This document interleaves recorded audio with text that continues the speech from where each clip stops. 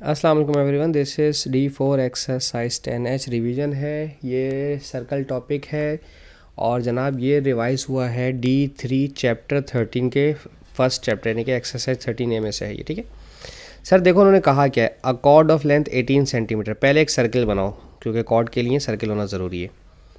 Sir ये cord है जो कि सर्कल के सेंटर से दूर है, कितनी दूर है अभी मुझे नहीं पता। ठीक है, और ये कॉर्ड है 18 सेंटीमीटर की। ठीक है, कहते हैं रेडियस है 16 सेंटीमीटर, तो सर्कल का जो रेडियस है वो है 16 सेंटीमीटर का। ठीक है, ओके यार, ये तो ख़तरनाक चीज़ कर दी इन्होंने। रेडियस है 16 सेंटीमीटर का।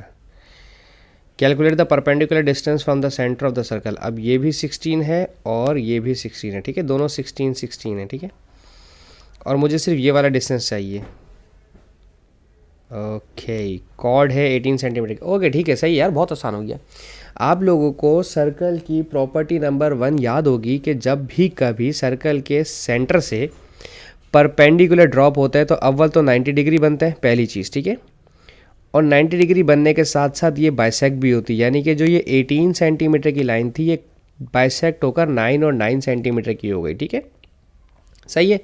चलो अब इस ट्रायंगल को थोड़ा सा साइड में बनाता हूँ मैं। ठीक है, जो मैंने अभी अभी बाइसेक्ट किया है ट्रायंगल। ठीक है, इनके नाम रख देते हैं। हमें ये वाली साइड मालूम करनी है, हमें ये वाली साइड गिवन है 16 और ये वाली साइड 9, अभी हमारी 18 का हाफ हो गए। अगर किसी को सर्कल की प्रॉपर्टी नहीं पता तो प्लीज़ सर्कल की प्रॉपर्टी पहले सीखें, गूगल कर लें, या शायद टॉपिकल बनाए हैं सर्कल के, नहीं बनाए तो प्लीज़ मुझे मेंशन कर दीजिएगा, मैं देख लूँगा बहरहाल।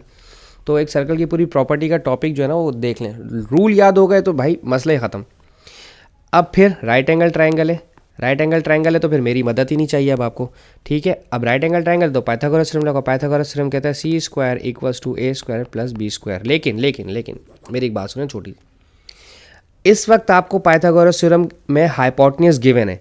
बच्चों जब हाइपोटेन्यूस गिवन होता है ना तो हाइपोटेन्यूस माइनस होता है गिवन साइड से। ठीक है, और फिर इसका रूट लिया जाता है। ठीक है, क्योंकि कुछ बच्चों को प्रॉब्लम होती है ट्रांसपोजिशन करने में कि ये वाली वैल्यू वहाँ लेके जानी है फिर वो माइनस करनी है।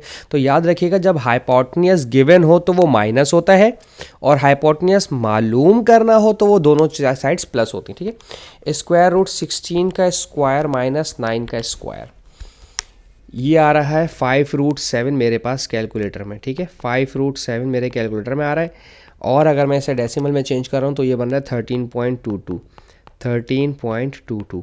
और अगर कोई ज़रूरी मैनुअली करना चाहता है तो 16 का स्क्वायर होता है मेरे ख्याल से 256, मैं फिर भी कैलकुलेटर से चेक करूँगा, यस 256, और 9 का स्क्वायर होता है 81। ठीक है, 6 में से 1 माइनस हुआ तो बचा 5, और 25 में से 8 माइनस कर दें तो कितना बनेगा, ये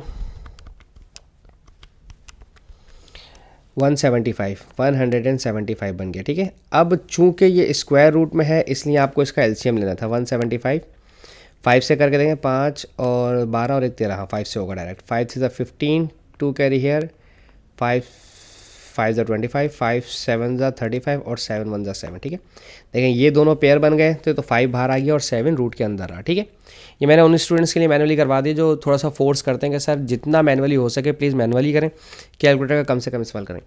thank you so much for watching my channel. Allah हाफिज़।